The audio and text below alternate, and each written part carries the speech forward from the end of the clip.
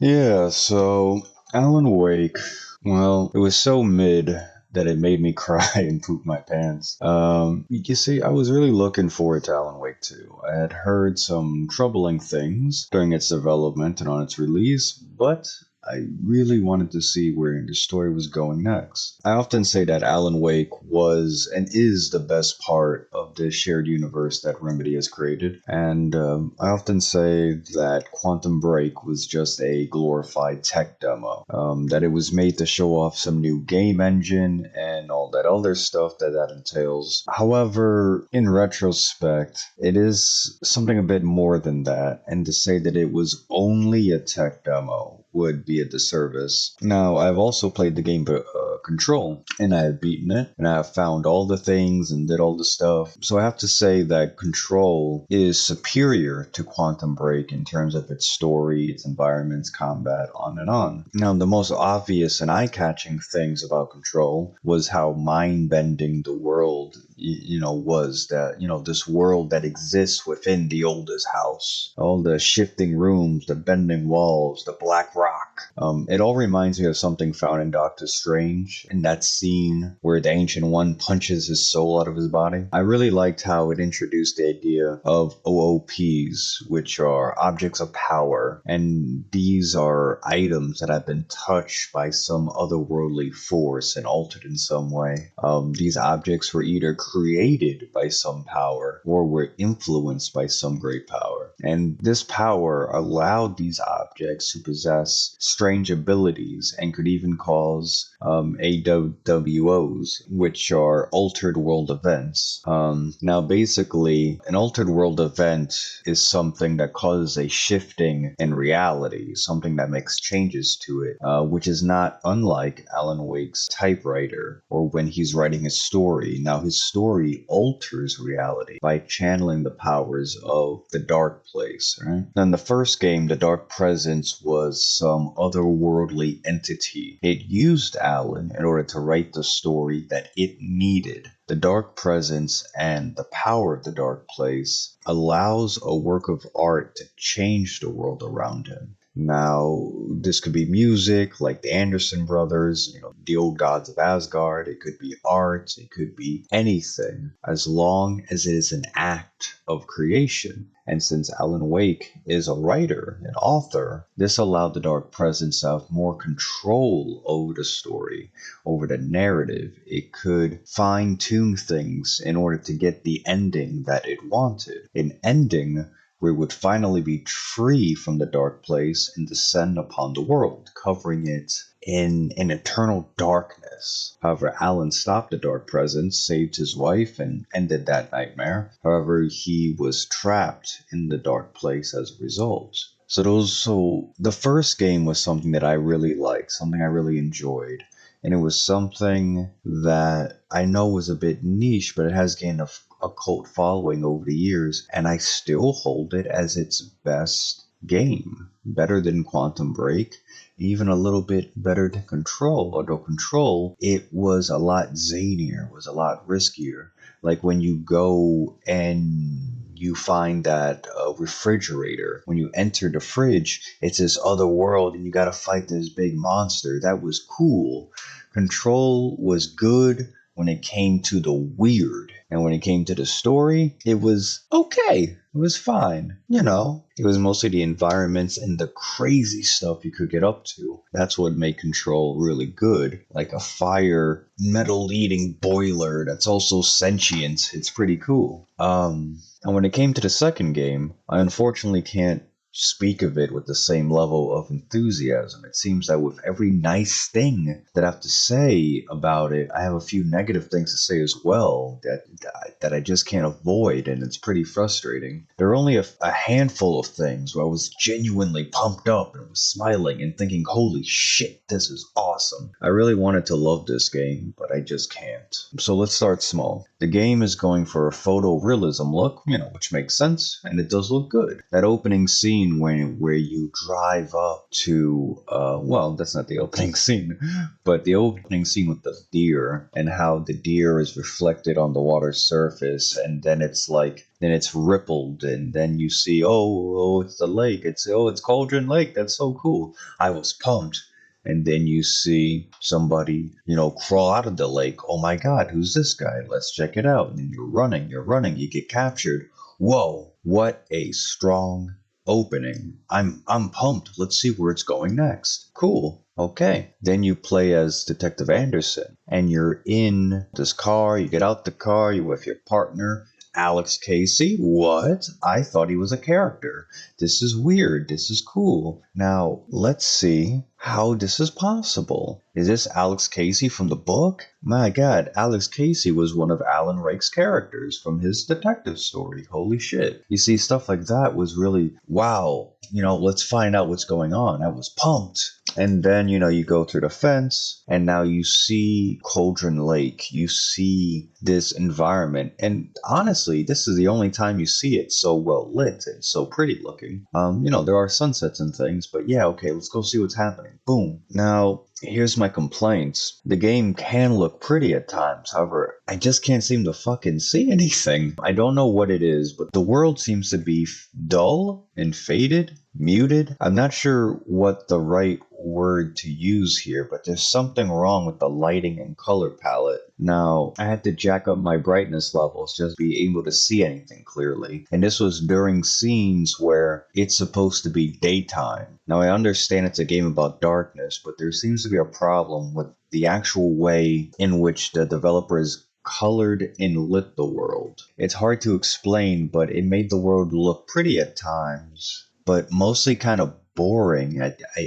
I don't know what it is or what word to use, but I'm sure somebody who's an art buff or photography major or somebody that understands lighting and color and all this other things would do a better job of explaining it. But I have to say that the world is not good for my eyes. Now, I understand there's an area called Watery, which is a separate small town, and it's dark and gloomy, but I understand why they did that. It's supposed to represent, wow, this is a town on its last leg. Another small town just ruined or gone. You know what I mean? As these things often happen. So the idea is when the lumber mill closed, this town greatly suffered. So this is supposed to be a town like on its way out, blah, blah, blah. So I understand, but it seems like they did something wrong in translating that because it looks similar to the other environment. So if Watery is supposed to be dark and dim, kind of alluding to, wow, this town has really seen some better days. It's in a rough state. It looks similar to the rest of the world. So there's really no distinction there. I don't know what it is. Somebody please explain this better. But anyway, the world has a semi-open world thing going on with each section made up of different hubs and environments. I like this edition. I think it's really good. I think it's a welcome addition. However, yet again, I have some problems with it. Now, I like the Bright Falls area, and I like walking around the town, going to the Oh Dear Diner. That's pretty cool. However, there isn't much to see or do. So the town is formed into a small square consisting of maybe 3 blocks. After 5 minutes, 7 of walking around, you more or less seen everything. And that's kind of disappointing. So you can't talk to anybody. You can't talk to the townspeople. You can't find out something new about your case. You can't speak to them in order to get a feeling for their lives or the flavor of the town, what life is like here. There are a few lines of dialogue that are said by background characters, other NPCs, but they're mostly, yeah, it's flavor text, but it's so little and it doesn't really say anything. Now, mostly what you'll hear from the NPCs are these nonsense replies. Now, I understand that it's supposed to be a happy little town that hides a dark, hidden dangers. I completely get that. But everyone kind of speaks like those lines from SpongeBob, the episode where SpongeBob became normal. They do a whole, hi, how are ya? And okay, see you around type of dialogue delivery where every NPC that you quote unquote meets, you're really just walking past them, thing like, wow, the sunset sure is pretty. And then that's it. Or they'll say, hi, how's it going? Oh, welcome back. And it's okay, like, and they do it often, but not so often enough where it's like, shut the fuck up. But often enough in the way where it's like, dude, come on, that was weird, you know?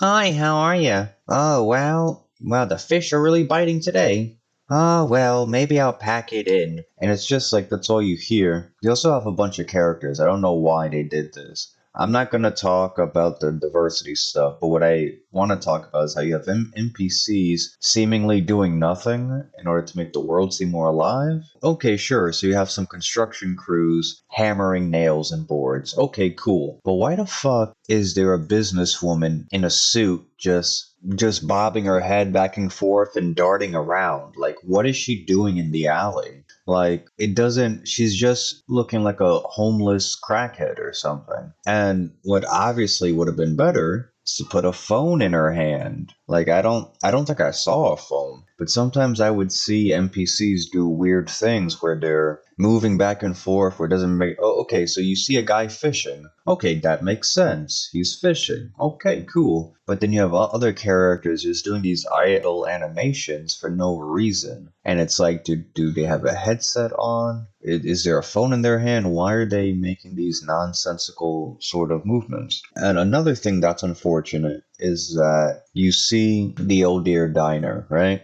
And you can go in there, but it doesn't really do anything. You're just there for like 1 second for a story, and that's it. So they have the jukebox, like in the first game. You know what I mean?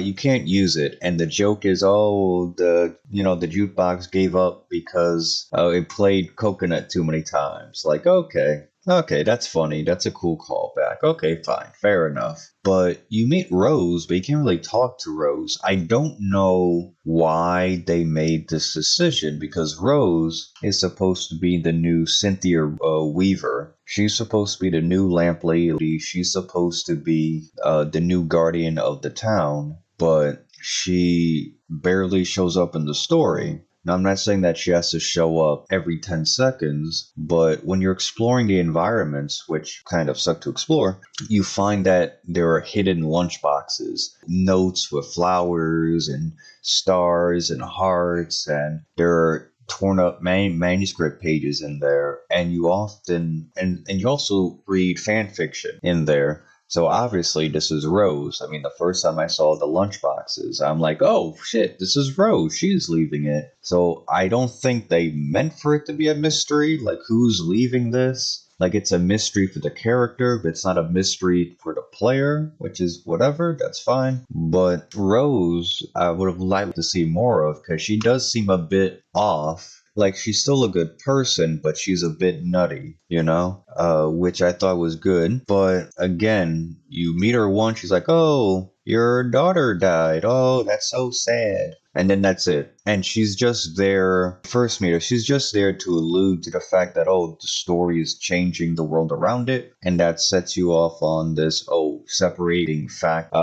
from fiction sort of thing. And then you don't meet her again until way, way later in the story when she's working at the nursing home. And again, she's there for a minute. She talks for a little bit and then she's gone. And I really want to talk to Rose. I want to know what she's been doing. I want to hear from her. I want to see what she does around the town.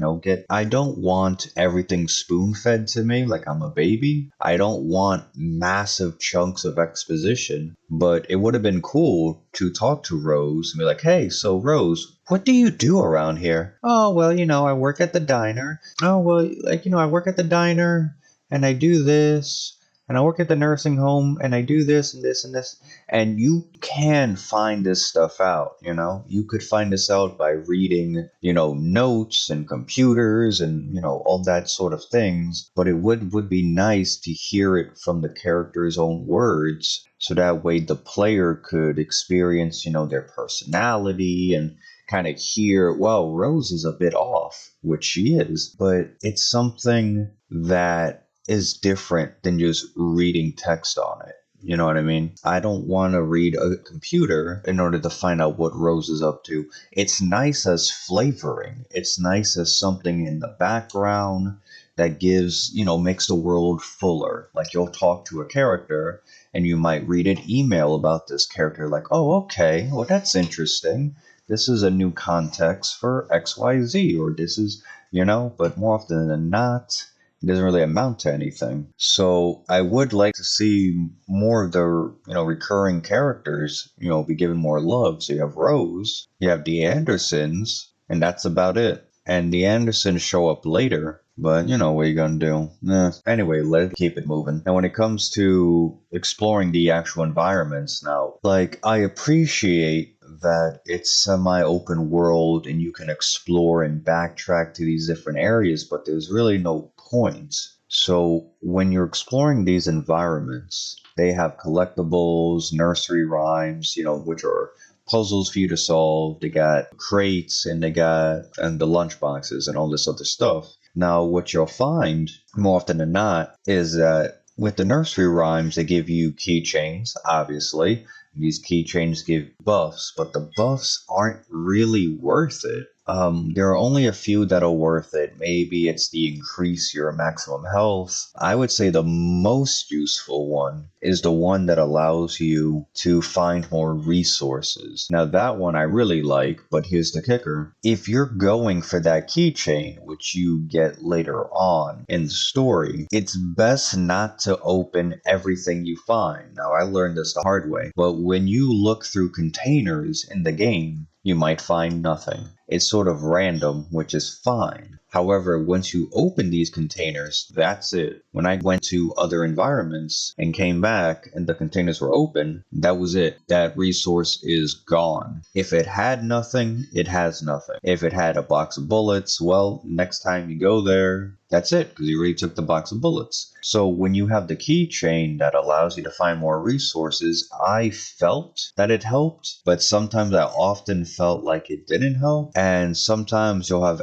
enemies drop supplies, but the thing is that was also inconsistent. So the basic idea that I had was, okay, I'm going to go out in the woods. I'm going to try and get some collectibles, but I'm out of ammo. Okay, so I'm going to hunt down some Taken, and when they drop stuff, now that I have this keychain, I'll get bullets and other resources. That was not how it worked out. I don't think it's worth it trying to farm quote unquote resources, because what you end up spending it doesn't make up for what you gain. And so again, the lighting, the colors, blah blah blah. And also traveling these environments can be a bit annoying, because unless you're walking trying to enjoy the natural beauty of nature, the problem is that the character is too slow. Everything is so slow. You reload your gun so slow. You turn so slow. Now, I know you adjust the sensitivity settings for your character, but that's not really the point. The character does everything slow, sluggish. Even the dodging sucks. I know that in Alan Wake, I believe the sprint button was tied to the dodge. Now, the dodge, you just had to tap it, and Alan would duck. Now, it was kind of cool because Alan, he's not a soldier, he's not a cop, he's not an FBI person, he's just a guy. So every time he ducked, it seemed like oh my god, I gotta get it seemed like he's ducking out of desperation to avoid an axe or something. That was pretty cool. I also liked the slow-mo effect. I know it was kind of whatever, but it was nice. So in the game, when you duck, it took me a minute to realize what I was doing, because when she ducks, she moves 2 inches to the left. And I'm like, okay. So that was kind of weird. I had the feel of that. It worked sometimes, but it felt weird. I also didn't really like how the flashlight no longer does passive damage. I know that was something that was pulled from Alan Wake's American Nightmare, but I think passive damage would have been okay, maybe.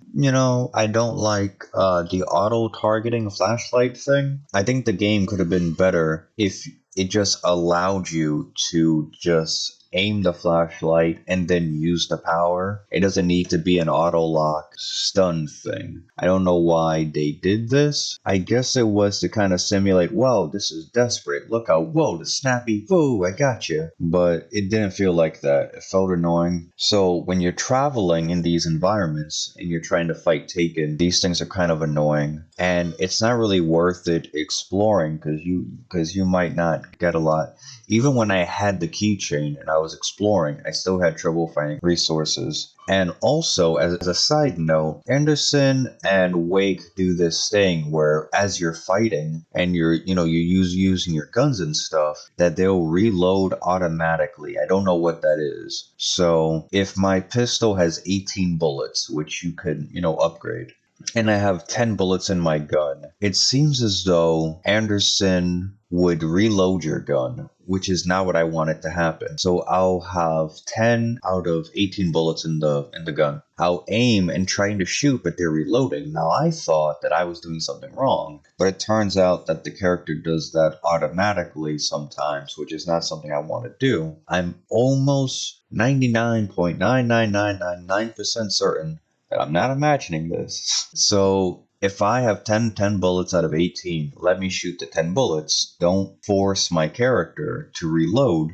because now that's throwing off my rhythm. When the character reloads, it takes a couple seconds to cancel that animation. And I've died a lot because of that. Now, another thing is that I don't like how the characters move. It's far too slow. And I feel as though the actual camera is too close to the character, it hanging over their shoulder, but I feel as though it's too close. It needs to be pulled back slightly, maybe like a foot. Maybe you raise it a few inches, but it feels like something's off. Now, maybe they did this to be like, oh, it's claustrophobic, it's this or that. But then sometimes the camera is too far. Like, it just does not feel good to move around as these characters. So I would have changed that. Now, another thing is, this is just a small little nitpick, but when you are talking to another character, it doesn't really lock your character in place. You still can move around and, turn your head and all this stuff, but you can't spin the camera, so you can't really get a look at your character and what they're doing. I think they did this in order to hide the facial animations. I'm not sure why they would do this. I guess for the player models, they didn't really do it, I guess. So when you are talking to somebody and I'm trying to move the camera to, look at my character's face and kind of spin around the room, I can't do that. My actual character spins their entire body, which is not what I want. So I think they were trying to hide something. I don't know what it is.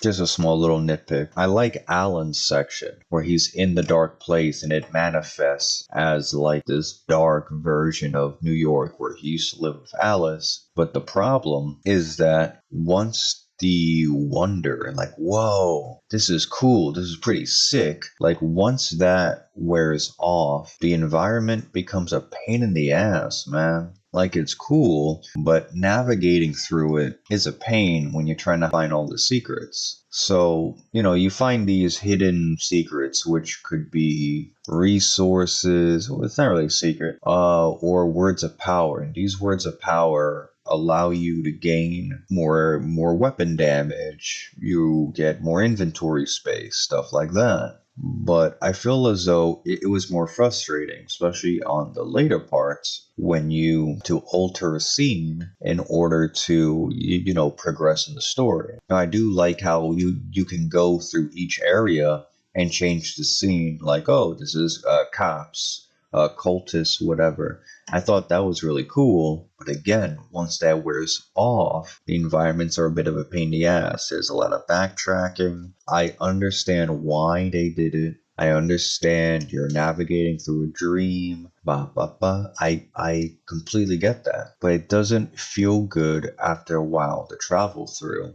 And the things that make it feel good are the new set pieces. Okay, now you're inside of this talk show. Okay, cool. Next scene. Now you're in the basement. You have to leave the studio. Okay, cool. Boom. Now you're in this dark, twisted, dreamlike version of New York. Okay, cool. Boom. Let's go. Okay, now we need to find light to get into the subway. Cool. But that takes so long to do. It takes so long because they fill the environments with these shadows. And it's like, oh, well, be careful. And at first these shadows scared me like, ah, man, I don't have that much bullets. I don't have much resources. I got to be careful.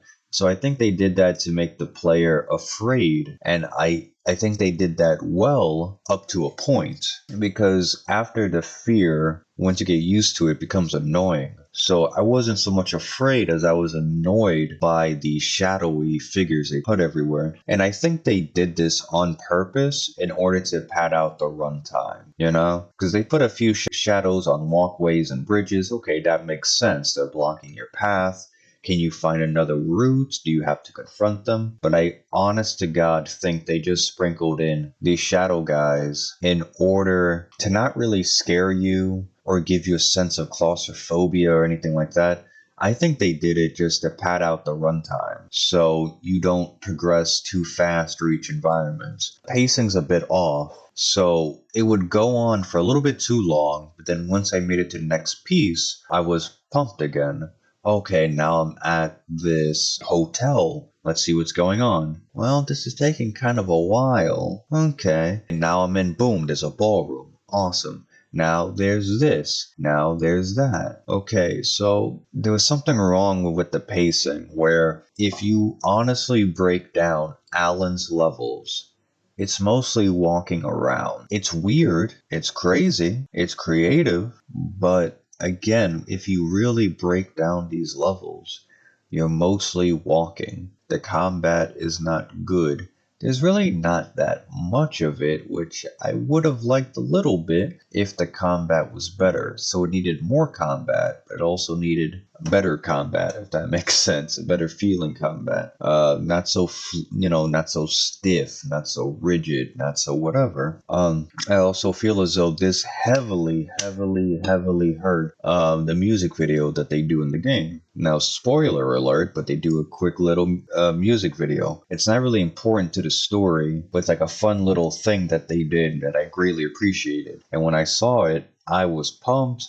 I was excited. I was smiling so big. Man, they had this own little Alan Wake musical thing going on. As you're traveling through the environment, through the map, you have the old gods of Asgard. They're pointing you to the way. The screens are everywhere. You're surrounded in this big musical thing playing on these screens and smokes and holograms that you have to travel through to progress. But the issue is that the combat sucked, man. It did. It still sucked. Now, on the Anderson farm in the first game, when you find their stage and commence the rock show, everything's fast and moving, man. You're dodging axes. You got your shotgun. You could light pyrotechnics in order to explode the taken. You're dodging, you're moving, you're reloading. There's ammo everywhere. You feel like a badass, man. And they even say that when you find the manuscript pages. So in this, you're in a nightmare world, essentially, that's manifesting these things around you. And now the Dark Place has constructed this sort of Alan Wake musical for the player's benefit as an Easter egg to have fun, and it is fun. But then they throw in enemies into it, sort of similar to the first game and also the second game. How sometimes you'll get in sections like the observatory, and they'll play Old Gods of Asgard. Balance slays the demon. And it's fucking awesome, man. You're moving, you're grooving, you got your flashbangs, you got your fucking flares, you got your shotguns. And it's really cool, man. And this one, it's not. Your combat sucks, as I keep saying. It's too stiff, too snappy. The weapons don't really feel that powerful, if that makes sense. It feels like they're always a little bit off. off. Like something isn't right with these guns. The hunting rifle, whatever. So yeah, that heavily hurt the music video. I have to be honest. I died a few times, and it kind of took me out of the, yeah, this is so cool. And like, man, this is annoying. So that's like for the whole game. I really want to love this game. I really do. There were things that I really like. I like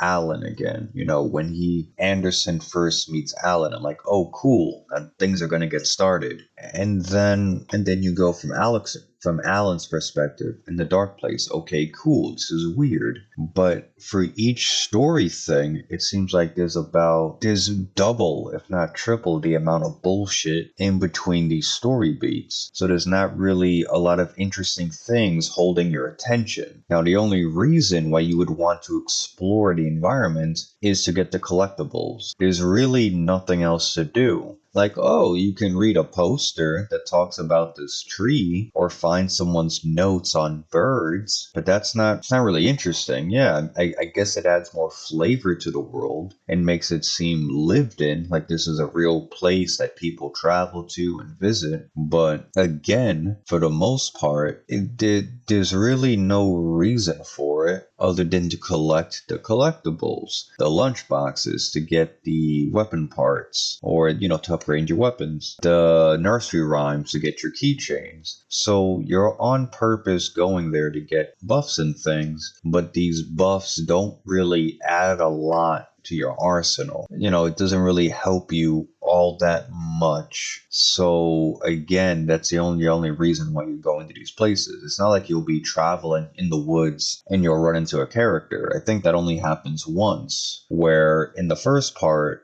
when you go back to Cauldron Lake and you see this machine going off or being fixed, and you meet one of the brothers from the watery, that's introduced the idea that this machine is actually owned by the FBC. So basically, this is a machine that's like, oh, it's just a weather tower. It scans for rain and storms and things. But that's not true. This is a device that doesn't track the weather. It tracks altered world events. So when you're traveling woods and you go down the steps, you meet these two guys. You get to talk to them. You find out that someone is sabotaging this machine, this radar thing. I'm like, oh, okay, that's somewhat interesting. After that, never again. You never meet another soul when you're walking through these environments, which I kind of get, but still, it's kind of boring because, again, the fighting isn't all that fun. Using your guns aren't all that fun, so it's not a good time. Plus, these characters can't run, man. In Alan Wake and Alan Wake's American Nightmare, when Alan was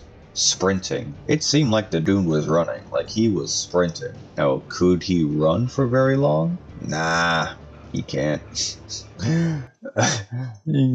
The first game, the fucking guy had asthma. In the second game, he did a little bit better. But in this game, man, when they sprint, they do not sprint. You're just shuffling. You are doing a light jog. You are speed walking through a mall. You are not in any way, shape, or form sprinting.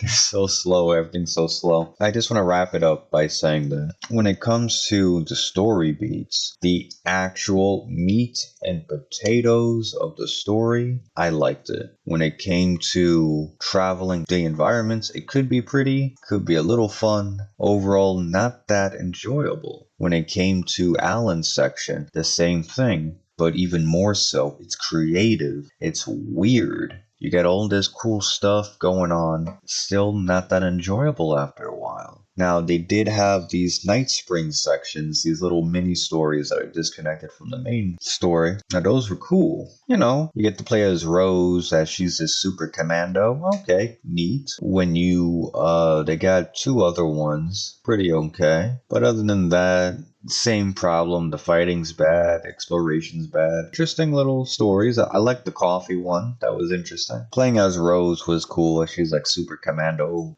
waitress. That was neat. When it came to other things, only cool upgrade was that the hunting rifle can ignore the darkness shield, so you don't have to burn away the darkness. There were things that I liked. I liked the music. The music, loved it, man. I think the catchiest ones, of course, were the Old Gods of Asgard, as well as the Night Springs song. That song was freaking awesome. Now, when I played the Night Springs sections, I'm like, okay, this is cool. This is interesting. Okay, it's fine. I could dig it. They were short enough to be fun, a little bit too long in a few places, but still kind of interesting. So basically, when you beat the section, you would hear the Night Springs ending theme, and it was awesome, man. Pure 70s, early 80s. You know, it's got the freaking theremins. It's got like, it was awesome. It's an awesome song, so catchy. When I was playing Spring sections again, okay, this is interesting. When that song came on, man, I was pumped again. That shit was awesome. Got me hyped. So this game has a problem. Its main problems, in my opinion, are pacing. There are certain things that seem padded out for no reason. The hub environments are empty, and you can't really interact with a lot of things in these environments. You can't speak to nobody. You can't find out who they are, or, you know, what their lives are like. You can't get no background flavoring, like you talk to somebody and they tell you about the woods, or that something's wrong with their brother. You know, nothing like that. There's really no interactable objects like the jukebox machine, or maybe there's a light, or maybe there's some other thing that you can touch or press or interact with. And there are things in the environment you can interact with, but you have to backtrack. So when you find a screwdriver way later in the game, then you can backtrack and bust up maybe 5 different locks? I think there's 2 locks in Bright Falls, one here, one there. So you have to backtrack through the entire environment to bust one lock to maybe get a bottle of pills. Like, who cares? Who fucking cares? They also give you bolt cutters. Now, these bolt cutters allow you to access environments, just like when it came to the screwdrivers. However, I found myself not caring, because when I looked at the map and I'm in Watery and I see that there's a area that needs the bolt cutters, I thought to myself, is it worth it? Do I really want to trek all the way over there just to get a bottle of pills?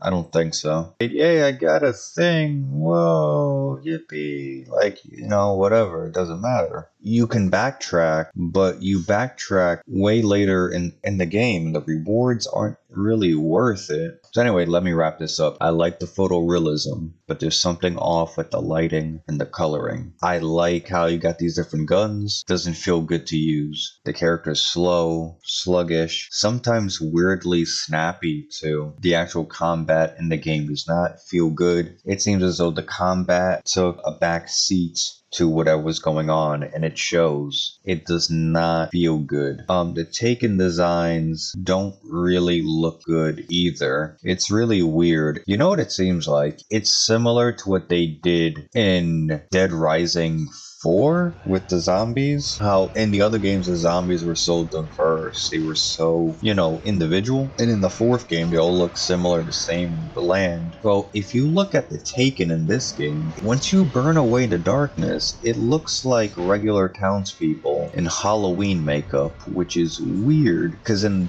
the first game and in the second, it seemed like they had inky, dark stuff coming out of their eyeballs and all this other things. You know, they looked messed up. Even that hillbilly character from American Nightmare, this grotesque creature of the Raven, how he's like this guy, you know, with claws and fangs, and he can morph into birds and comes back. All of that was cool. This game doesn't have that. I noticed that they would randomly introduce splitters, but there was no context for that. It doesn't make any sense. So you see guys carrying logs or big hammers or something, like, okay, that's the big brute. You see see people dueling dual hatchets, like, okay, maybe that guy's gonna attack me 3 times, or maybe he's gonna zoom away and throw the hatchet, which are the most annoying enemies to deal with. Really fucking annoying. Other than that, there's not really that much enemy variety. It's the big guys, the stabby guys, hatchet throwing zoomy guys, and the drowned looking people. But again, they don't feel good to fight. I keep harping on that, but it was very annoying. So yeah, environments, lighting, coloring, exploration, the trinkets, collectibles, navigating, the character being slow, field of view being too close, not being able to spin my camera around when talking, which is a small nitpick, the maps being too small, the hubs, I should say, being too small, not being able to talk to people in the environment, or speak to Rose, really, or find out more about the town other than getting random dialogue along. Oh, hi, how are ya? Beautiful weather, isn't it? Another thing is that these hubs are more or less empty, so there's really nothing for you to interact with. You can't turn on a TV, you can't turn off a TV, you can't touch a thing, you can't play music, you can't really do much of anything. So there's no reason for you to explore the towns because you don't really get anything from it. It doesn't matter. So yeah, so those are some of my problems with the game. I might make a follow-up video where I feel like I want to go into more detail about certain parts and sections, but I will probably do that at a later date. But yeah, man, Alan Wake 2. I wanted to love it. I really did, but I just can't, man. I just can't. Is it the most horrible thing ever in the world? No. But it's so mid that it made me cry and it made me poop my pants. And I don't know what else to say, man. Disappointing, but I also strangely want them to make a third game. Okay, peace out.